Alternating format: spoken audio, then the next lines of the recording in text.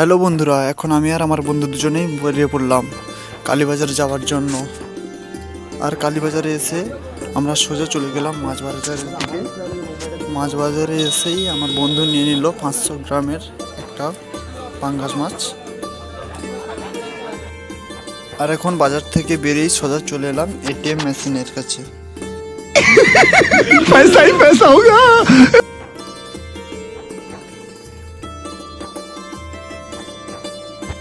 আর এটিএমে এসেই পুরোপুরি তুলে নিলাম 10,000 টাকা।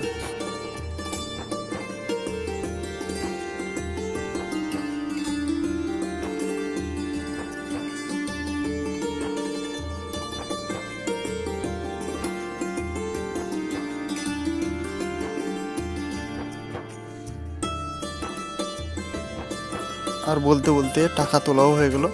তো বাই বাই বন্ধুরা, এখন আমরা চলে যাচ্ছি বাড়ি।